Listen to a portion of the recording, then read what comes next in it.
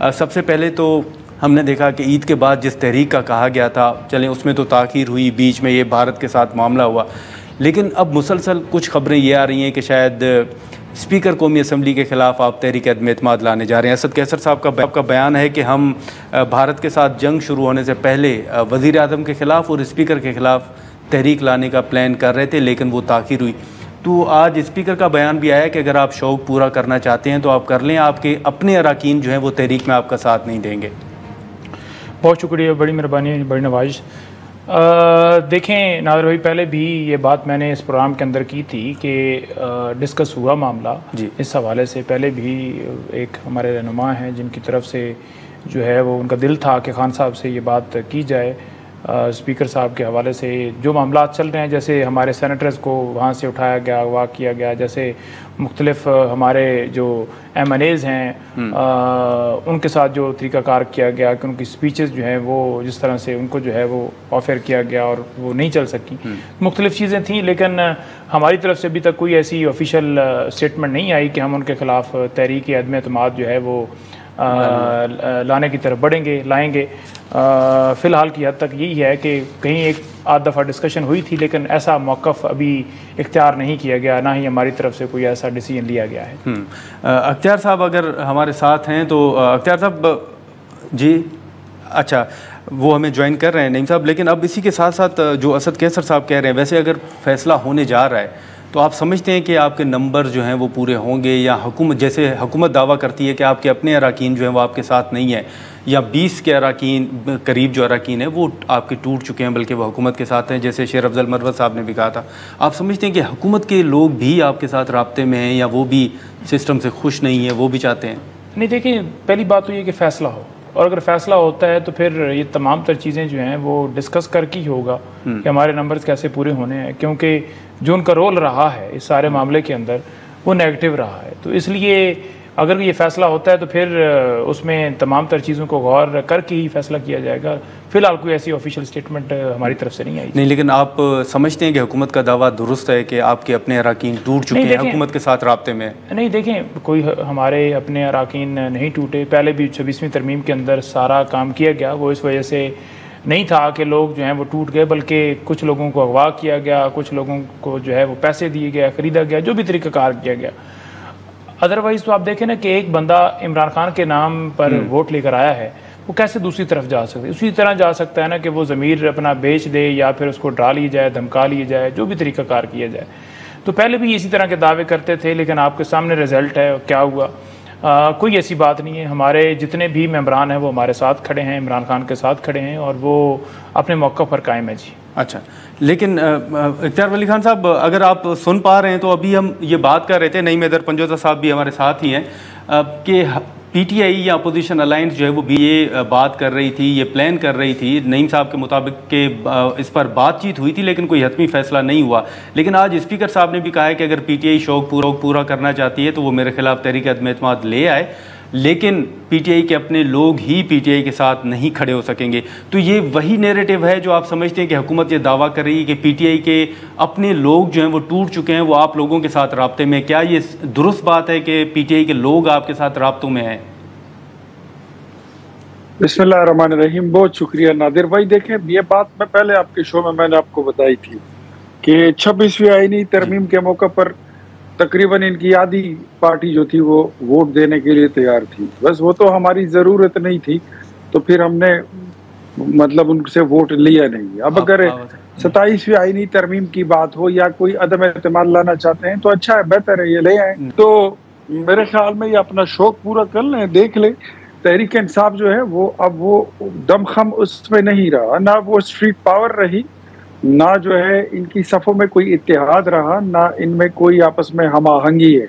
मेरे ख्याल में हर बंदे ने अपनी 1 और 1.5 ईंट की मस्जिद बना रखी है, और हर बंदा खुद को लीडर समझता है। तो मुझे नहीं लगता कि ऐसी कोई बात जो इनमें है कि ये कर सकते हैं। और द गॉन और द डेज, वो बात अब चली गई है।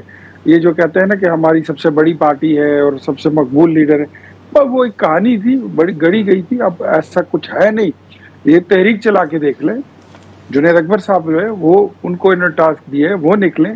गंडापुर साहब जो है वो, उनको साथ मिला लें। नहीं कर सकते।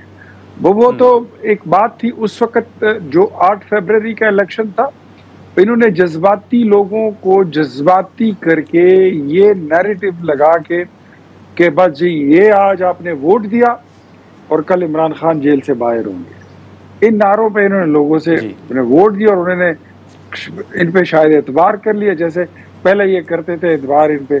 और ये वही वाली बात हुई ना कि ये मुराद सही कहता होता, लेकिन हुकूमत के मुताबिक तो पीटीआई को वोट नहीं मिला ना, हुकूमत के मुताबिक तो आप लोगों को अक्सरियत मिली है।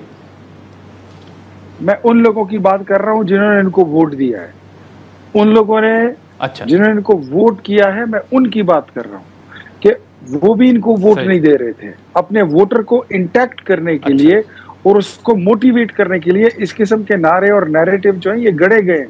आपने मुराद सईद की स्टेटमेंट सुनी होगी ना, ये उसका तसलसल है। जो पहले उसने कहा था कि इमरान खान आएगी, 400 अरब डॉलर लाएगी, 200 अरब जो है वो IMF के मुंह पर मारेगी और 200 अरब जो है वो कौम पर लगाएगी। फिर उसके बाद कहते हैं कि जी 200 अरब और 400 अरब की तो कोई कहानी। अच्छा सर, लेकिन अभी अगर आप देखें इख्तियार साहब, तो यहाँ पर अब मतलब पाकिस्तान तहरीक इंसाफ आपके साथ, रियासत के साथ, इस सारे माहौल के दौरान जो भारत के साथ पेश आया अब खड़ी रही। लेकिन अब जो कमेटी तश्कील दी गई है बिलावल साहब की सरबराही में, उसमें अब अपोजिशन लीडर साहब भी ये सवालात उठा रहे हैं कि अपोजिशन का एक रुकन भी उस कमेटी में शामिल नहीं किया गया। आप समझते हैं कि शिबली फराज साहब के एतराज़ात दुरुस्त हैं, PTI से भी कोई शामिल होना चाहिए था? मेरे ख्याल में हर बात पे एतराज और हर बात पे तनकीद भी नहीं होनी चाहिए। ये मतलब इधर से हमने कोई लश्कर थोड़ी भेजना है, जितने लोगों की जरूरत होती है उतने लोग जाने होते हैं। उसमें हम फिर MLN के क्या सारे लोग जो उसमें शामिल नहीं है वो बोलेंगे कि इसमें हमारा नाम क्यों नहीं है। अब बिलावल साहब अगर ये कहना शुरू कर दें कि इसमें पाकिस्तान पीपल्स पार्टी का फलाह भी होना चाहिए, फलाह भी होना चाहिए, तो आप कितने लोगों का डेलीगेशन भेजना चाहते हैं? डेलीगेशन बड़े मुख्तसर लोगों पर मुश्तमिल होता है। तो मेरे ख्याल में, और जिसके करने के काम है, हमें 1-2 बंदे चाहिए, 3 बंदे चाहिए, लेकिन वो चाहिए जो रेलेवेंट हो, जो अपने फील्ड में अपनी बात करने में, अपना मैसेज कन्वे करने में, बल्कि कौम का मैसेज, पाकिस्तान का मैसेज कन्वे करने में जिनको उबूर हासिल हो, जुबान पर भी, इल्म पर भी, और प्रीवियस जो हालात गुजरे हैं वो भी, और पाकिस्तान के नाजुक मामलात को भी वो समझ सकें। तो मेरे ख्याल में वजीर आजम साहब का इंतखाब ठीक है। हाँ, अगर कहीं ज़रूरत महसूस हुई कि पाकिस्तान तहरीक इंसाफ में ऐसा कोई बंदा है जिसकी ज़रूरत है कि वो इस डेलीगेशन का हिस्सा हो, तो उस पर सोचा भी जा सकता है। लेकिन मेरे ख्याल में कल मुझसे भी किसी टॉक शो में किसी ने पूछा कि कहते आप इसमें क्यों नहीं है शामिल। मैंने कहा I am not the sort, I am not the stuff. मुझसे ज़्यादा बेहतर लोग मुस्लिम लीग नून में हैं जो ये काम कर सकते। मैं जो काम कर रहा हूँ शायद मैं उसी काम के लिए बना हूँ, या मेरी ये एक्सपर्टीज या स्पेशलिटीज है जिसका जो काम है, जिसका काम उसी को साझे। ठीक है, लेकिन अब नईम साहब, जो तहरीक का सवाल जैसे जिक्र भी किया गया इख्तियार साहब की जानिब से कि आप तहरीक चला लें, जो आपने ऐलान किया था, अब उस तहरीक का आपसे बार बार सवाल भी होता है कि उस तहरीक का क्या बना जो ईद के बाद शुरू होनी थी? क्या वो तहरीक चलने जा रही है? कोई फ़ैसला उस पर हुआ है?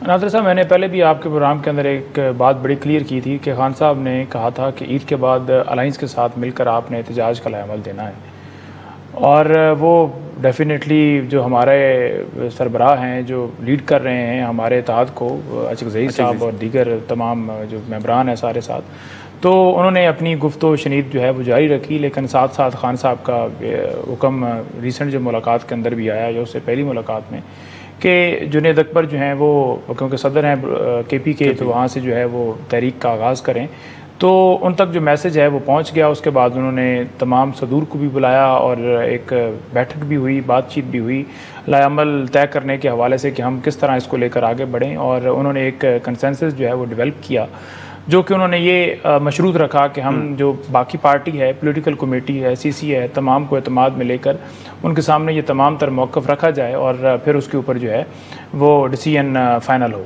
तो आज हमारी मीटिंग है 9:30 बजे के करीब, 10 बजे के करीब जो है ये इजलास CC का शुरू होगा, और जिसमें PC के लोग भी शामिल होंगे, और मुश्तरका जो इजलास होगा उसमें तमाम तर चीज़ें सामने रखी जाएंगी। फिर उसके बाद जो डिसीजन होगा, मैं खुद उसका हिस्सा हूँ, फिर आपके सामने वो तमाम तर प्रतिनिधि से देखिए, हम मुल्क के अंदर जो है आइन और कानून की बालादस्ती के लिए जो है वो पहले दिन से बात कर रहे हैं। आज इमरान खान साहब भी इसी वजह से जेल के अंदर हैं कि उन्होंने पाकिस्तान की बात की, खुददारी की बात की, अड्डे ना देने की बात की।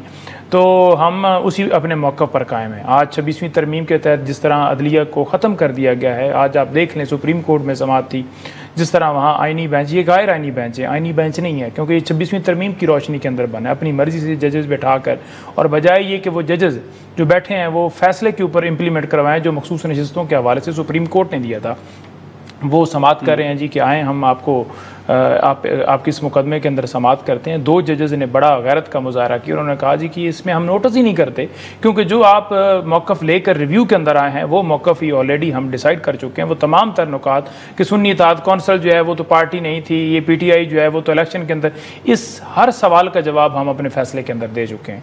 इसी तरह आप देख लें सुप्रीम कोर्ट में जिस तरह मिलिट्री ट्रायल के हवाले से फैसला आया, जब आपके पास एक अदालती सिस्टम मौजूद है, आर्टिकल 175(3) आप पढ़ें, उसमें क्या है, एग्जेक्टिव अलग है, जुडिशरी अलग है।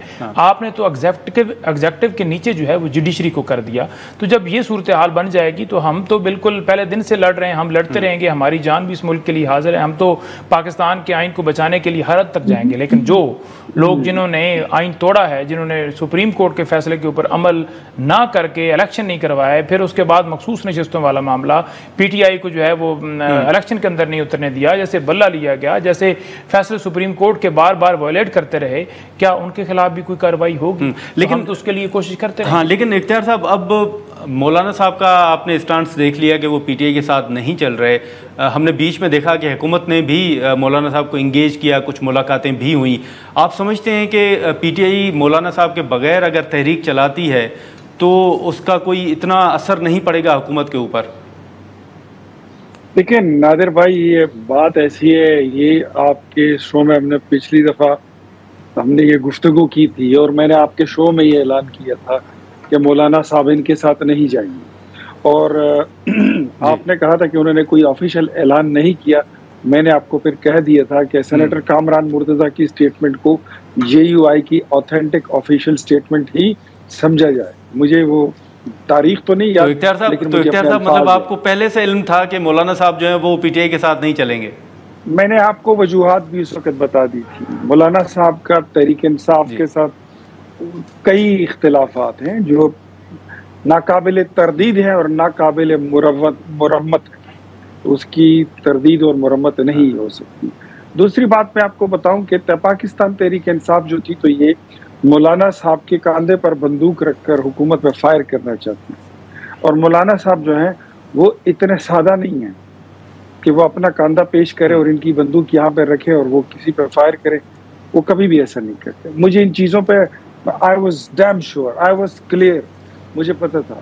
और तहरीक इंसाफ ने पूरा 100% तकिया जो किया हुआ था, पहले जिस तरह 2013 का इन्होंने अपना प्लान किया था धरना, उसमें इन्होंने ताहिरुल कादरी साहब के मुरीदों को और उनके पैरोकारों को उनको इस्तेमाल किया था। इस बार इनका ख्याल था कि ये 2013 की तरह उसकी तरस पर कोई एहतजाज लॉन्च करेंगे और ये मौलाना साहब के कारकुनों को उनको इस्तेमाल कर लेंगे। लेकिन मेरे ख्याल में इमरान खान भी बहुत बैडली एक्सपोज हो चुके हैं। उनके जो आइडियाज़ हैं वो भी अब सामने वाले खिलाड़ियों को पता चल जाता है कि ये करना क्या चाहते हैं और ये इनके मकासद क्या हैं। बंदूक इधर रखी होती है, निशाना उधर रखा होता है, वो सारी चीज़ें अब लोगों को समझ आ गई है। गेमिक्स होती है, टैक्टिक्स होती है, ये टैक्टिक्स के साथ काम करते हैं, सच्चे तो वो है नहीं। मतलब अगर ये बात हम करें कि आज भी अगर हम इस पे बात करें 2018 के इलेक्शन की परफॉर्मेंस पर, तो वोट किस पर्पस पे इनको दिया गया था?